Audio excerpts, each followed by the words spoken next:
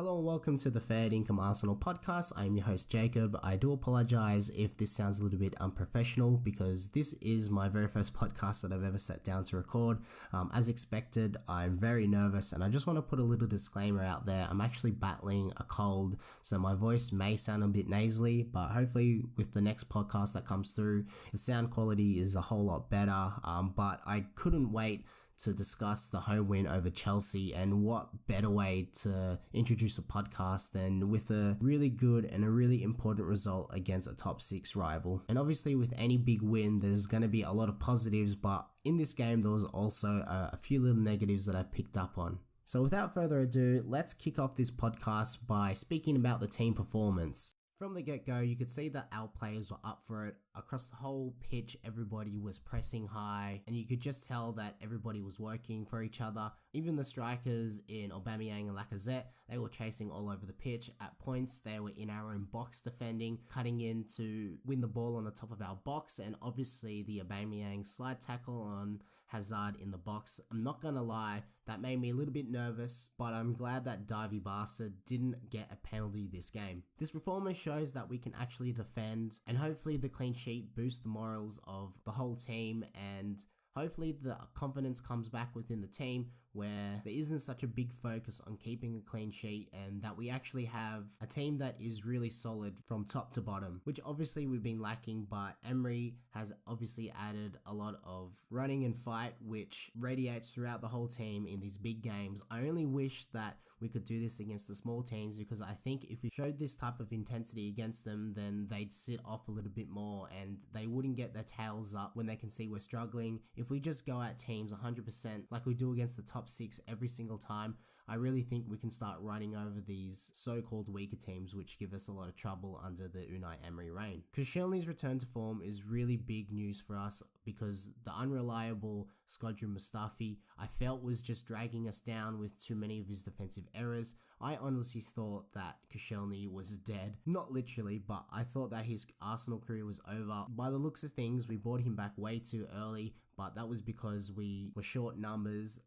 and even in those few games that he returned, I just thought that he represented the previous regime that had its hold on Arsenal, and to see him come back to form and look like the player that he once was in his prime is gonna do wonders for us this year. If him and Socrates can really form a good defensive partnership, I think they could be as solid as Koscielny and Mertesacker were. They really formed a strong partnership and made us really solid at the back. So if Koscielny and Socrates can kick on with the form that they showed on the weekend, then I really think we've got a good chance of starting to keep the goals conceded down, and hopefully we can be competitive throughout the whole match like we were in that 22 unbeaten run.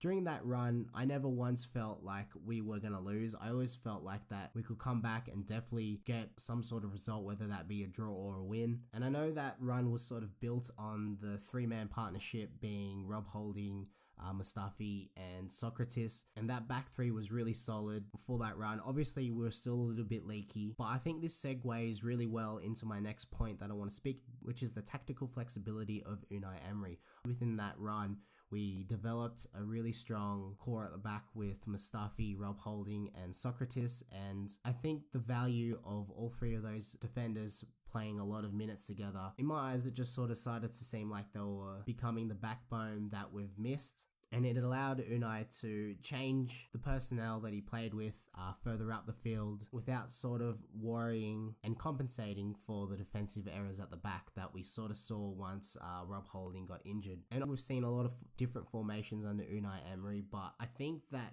he's able to pick formations based on the players that he has, and if everybody's fit, he can pick and choose what formation he wants, and he's already got the foundation for the back 3 or 5 once Rob Holding comes back. And now over the last few weeks, you've seen the back 2 with a combination of Koscielny and Socrates. So he's got 2 formations that he can pick and choose from depending on personnel, and obviously he loves to tinker further up the pitch. So like I said, hopefully he can sort of focus on getting the best out of our attackers and sort of have the trust in our defense, which will be big because that means that he won't go full conservative, and hopefully he starts going for some big wins and some big results. As I suggested earlier, we really need to start with that intensity every single week. It really makes a difference, and I think when teams see that we're up for it, they sort of go into their shell a little bit. So if we can frighten all the small teams, then I really do think that we can start beating some of these smaller teams. I think the two strikers gets the best out of Laka and Orba.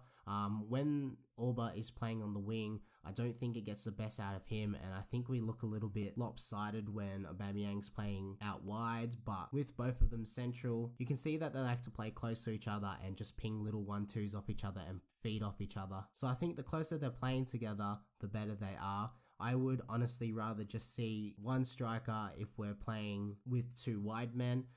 Once Mkhitaryan comes back, I think him and Iwobi should start out wide with either Lacazette or Aubameyang through the center. If we're not going to play a diamond midfield and two strikers up front, Ramsey worked well in this formation because he had a role to play in stopping Jorginho from getting any service. I'm sure most of you already watch Adrian Clark's breakdown on the Arsenal player, and he highlighted how Ramsey was always blocking off the passing lanes, making it difficult for Chelsea to build anything through Jorginho. Again, this comes down to how Unai Emery sorts his team out, but as we see, Ramsey has the technical ability and the engine to play how Unai Emery likes his number 10. And I think if we can find a number 10 that has enough industry and who can create, I think we're going to really kick on with that player. Who that player is, I'm not 100% sure. And with that being said, obviously we can only loan players out, but it'll be interesting to see who replaces Sven Mislintat, and if they can work with Emery and get him the players that he wants, then I think next year we could really see Unai Emery's system come to the fore. Now, as expected, if you speak about Ramsey, there's always going to be the topic of Mesut Ozil, who shortly follows in conversation. Now, the only reason why I want to speak about Ozil is because with the way we set up against Chelsea, I believe that the way we were going to create chances was to rob them of the ball up high, and the other way was hit them on the counter. Visually, there wasn't a whole lot of creativity like you would see if Alex Iwobi or Mesut Ozil was on the pitch. So I believe that once we come up against teams who like to set up a low block against us, we could really find the value of integrating Ozil back into the team, into that number 10 position, and have runners like Iwobi, and then if we can surround him with Xhaka to supply Ozil the ball, as well as Torreira to pick up the dirty work and have a lot of industrious players around him, we may find the value of using him against the lower sort of teams. But it comes back to what I said, in which that we need the intensity to press against these lower teams from the very start so they don't get their tails up. And obviously Mesut Ozil isn't a player who plays with great intensity, so it's a little bit of a catch-22, but I think his ability to hold the ball and not lose it and just sort of retain possession will really give us a foothold in those smaller games. But without going too much further on with another game, obviously just want to round the Chelsea game up with saying that Unai Emery definitely got his tactics right today. He's definitely being shown the players' videos of how Sarri plays. I mean, Sarri only plays one way, so he could even have gotten footage of how he liked to play from his time in Napoli. But credit to the coach. Hopefully people will sort of get off his back now. I know there was that whole Emery out thing after the West Ham game. I can understand people being upset, but some people are just way too extreme for my liking, and I really think that we need to give this manager some time.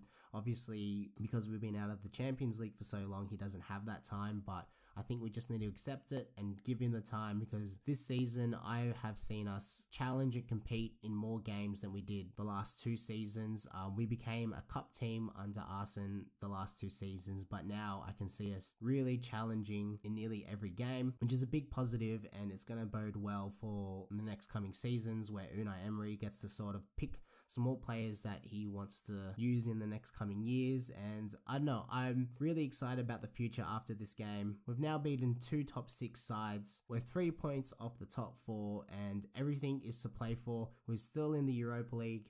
Obviously Chelsea is in the Europa League, so if we have to come up against them, I'm pretty confident that we can beat them. And yeah, this game sort of just filled me up with some really good vibes, so hopefully it bodes well for the team spirit and the next few weeks to come, because obviously we got some important games We got the Manchester City game and the Cardiff game in the Premier League, and obviously next weekend and the next game we play is Manchester United, and I just want to say a few things on that. So if you guys have stuck around this long, I want to thank you, but I also want to get your opinion on whether or not we should field a strong side against Manchester United. I personally think that we should. I don't think we should give the kids a run. I don't know if we should even rotate the side that played against Chelsea. I think that any game against the top 6 side is important enough, no matter what competition it is. I mean, FA Cup is a good cup to win. We've seen that if we win the FA Cup, it gives us some great days and some really joyous moments at Wembley. So I think that we should go all out and try and beat Man U, so we can obviously get the bragging rights over them,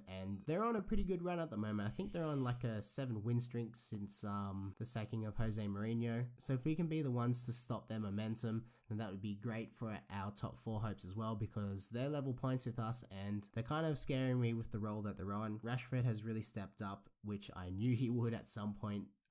Obviously, it seems that he was just waiting for a new manager that could give him the license and the freedom to play the football that probably a lot of us know that he's capable of. So I think if we can let them confidence this weekend, then let's be honest, any win over a top 6 rival is obviously going to be beneficial. Now, the last thing I want to say before I end this podcast is the loss of Hector Bellerin. It's been confirmed that he's done his ACL, so that's pretty much a minimum of 6 months. I've actually done my ACL before, and it is a mission to come back.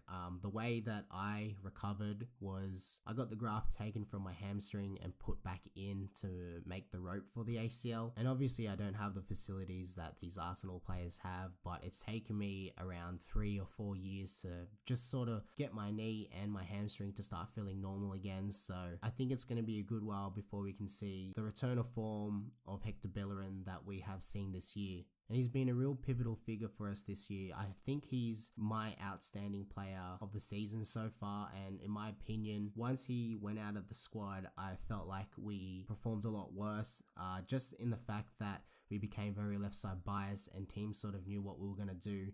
We've had nobody on the right who could penetrate like Bellerin does and provide the sort of creativity that Unai Emery likes to play with out wide. That being said, we have Ainsley Maitland-Niles, who has the athletic ability to fill that void, whether or not he wants to commit to trying to make that position his own, because obviously Lichtsteiner is quite past it. He's like, 49 years old now. And I mean, I honestly like Jenkinson. I would give him a run over Lichtsteiner, I don't know, I just pronounced it 2 different ways then, so that's kind of weird. But I'd honestly give Jenko a run over him, just because I think that Jenkinson has the ability to push the opponents backwards and give us sort of that outlet out wide, which I don't think Lichtsteiner has the legs for. But anyway, if you guys have listened till the end, I just want to thank you. Like I said, I'm super nervous, so if you guys could give me some feedback on what I can do to improve on the next episode. You can usually find me lurking around. My Twitter handle is @AussieGuna69. I'll leave my WordPress website in the description, as long as my Twitter handle. But yeah, let me know what you guys have thought about the Chelsea game. Let me know if you think we should go out really strong against Manchester United and go for the win. And also let me know your thoughts and opinions on who you think our most pivotal player has been this year. I know a lot of people will say Torreira, but for me, it's definitely Hector Bellerin. He's come to be one of our most important players, and I just think that without him in the team, we look a lot worse. I mean, his first game back is against Chelsea, and we absolutely bossed it. I don't think that's a coincidence, but I don't know. Let me know what you guys think, and I shall see you guys in the next one. As always, I appreciate anyone who has listened, whether it only be for the first 5 minutes or first 2 minutes or the whole way through. There's nothing more rewarding than people liking your content. So, until the next one, guys, have a good one.